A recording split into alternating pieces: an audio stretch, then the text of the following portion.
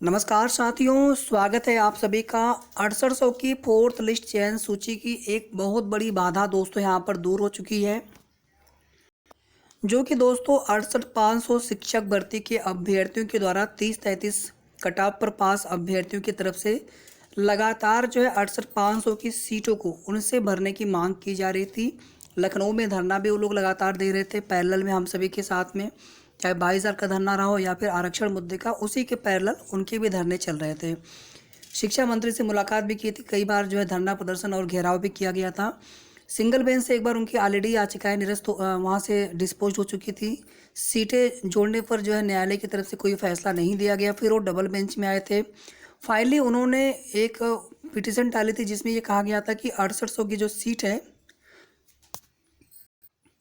जो कि पूर्व में जानकारी के अनुसार, हालांकि अगर आप लोगों ने ध्यान दिया होगा जिस दिन आपकी चयन सूची आई थी दोस्तों, हमने उसी दिन बता दिया था कि भैया इसमें कहीं पर भी सुप्रीम कोर्ट की किसी भी याचिका का, यानी जो समस्त पद भरे जाने थे 1,37,000 जिसमें 68,500 69,000 दो नोटिफिकेशन आया, कहीं से भी उसमें कोई भी याचिका का जिक्र नहीं किया गया था और ना ही कोई विस्तृत जीओ इस प्रकार का था।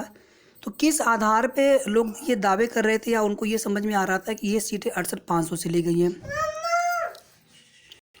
और अधिकारियों के पास दोस्तों बहुत सारे जवाब होते हैं और पूरे न्यायिक पूरे विधिक प्रकरण को बहुत ही अच्छे तरीके से वो लोग परख रहे थे, देख रहे थे। और बिल्कुल हमने आपको पहले भी कहा था कि आप लोग आगे की तैयारी करिए, आज ही शाम तक आपकी चयन सूची जिलेवार आवंटन सूची प्रकाशित हो सकती है। शेड्यूल आपका तुरंत आ जाएगा, उसके लिए आप परेशान मत होइएगा। विभाग के पास सब कुछ है, अब उन्हें बस क्या करना है, थोड़ी देर का कार्य है, उसके बाद एक बार जो है न्यायिक विधिक प्रकरण उस पर देख लेते हैं, कोई समस्या उस पर आगे ना आए, हर तरह से वो ठीक होती हैं, तुरंत फिर जो है आपकी लिस्ट आ जाएगी। और काउंसलिंग शेड्यूल तो मतलब आधे घंटे का भी काम नहीं है, फिर जिलेवार विज्ञप्तियाँ आती रहेंगी और एक जो है विभाग की तरफ से और शासनादेश जारी किया जाएगा सभी जिले के बीएसए के लिए, जिसमें काउंसलिंग वगैरह करवाने के लिए सारे दिशा निर्देश होंगे कि कौन कौन से डॉक्यूमेंट्स प्रपत्र किस प्रारूप पे कौन सी चीज़ें कैसे भरवानी है, कैसे लेनी है, सारी चीज़ें उसमें दिशा निर्देश होता है। तो उसी के अनुरूप जो है आगे की प्रक्रिया गतिमान होगी। तो बहुत बहुत बधाई दोस्तों 6800 के सभी साथियों को, सभी चयनित अभ्यर्थियों को, सभी भाइयों बहनों को। लेकिन दोस्तों अभी यहाँ पर एक बाधा और है, हालांकि अभी उस पर नेक्स्ट डेट लगी नहीं है, अभी उस पर सुनवाई की तारीख तय नहीं हुई है।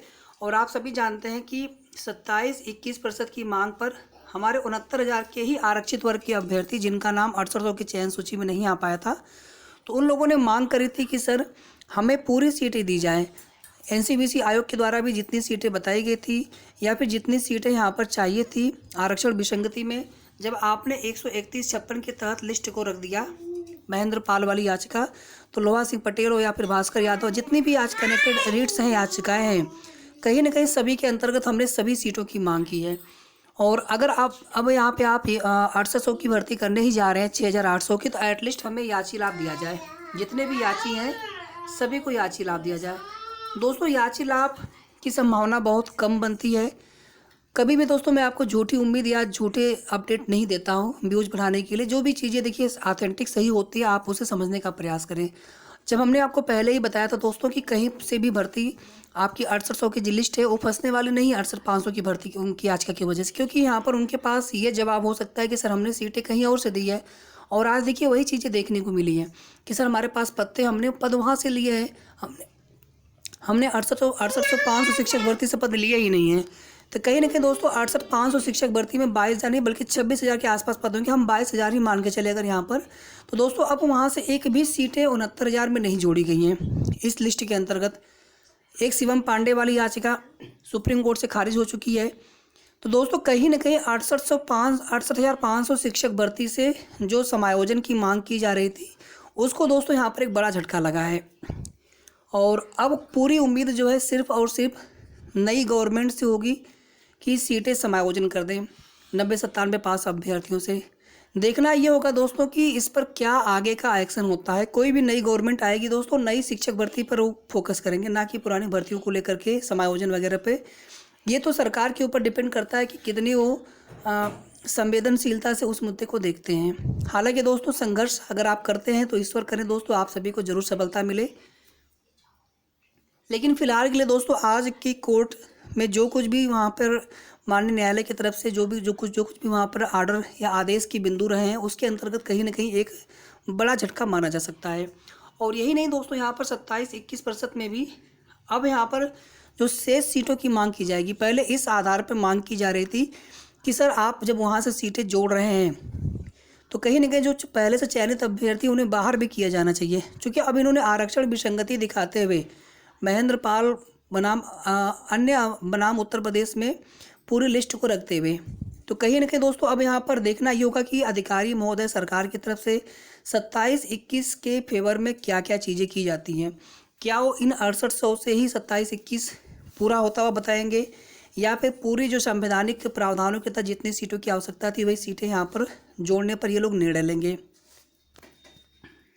फिलहाल में दोस्तों अभी एक याचिका और है, ऑलरेडी आप सभी के संज्ञान में है। मैं अनावश्यक आपको दिखा करके वीडियो लंबा नहीं कर रहा हूँ, सिर्फ आप जान लीजिए एक बार कि जिसमें अभी 27-21% के अभ्यर्थियों की तरफ से याचिका डाली गई है कि जब तक समस्त सीटों पर फैसला न हो जाए, समस्त आरक्षण विसंगति पर माननीय न्यायालय की तरफ से जिस याचिका के अंतर्गत ये लिस्ट जारी की गई है, जब तक वो याचिका पर या उस मुद्दे पर पूरी तरह से माननीय कोर्ट की तरफ से अंतिम फैसला नहीं आ जाता, तब तक कोई भी लिस्ट उस याचिका के अंतर्गत जारी न की जाए।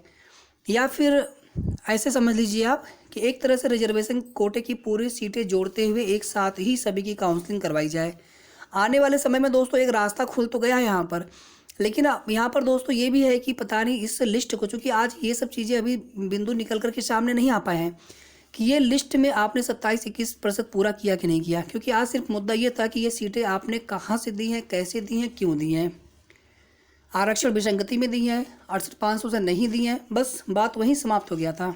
उसके बाद माननीय न्यायालय की तरफ से सीधा सीधा बोला गया कि आप लोगों को कोई राइट नहीं बनता है 68,500 की जो याचिकाकर्ता थे कि आप 6800 जो लिस्ट है 69,000 में जो अलग से एक लिस्ट जारी की गई है उसमें आप कोई भी वहाँ पर ऑब्जेक्शन ले उसके ऊपर। और इसी क्रम में दोस्तों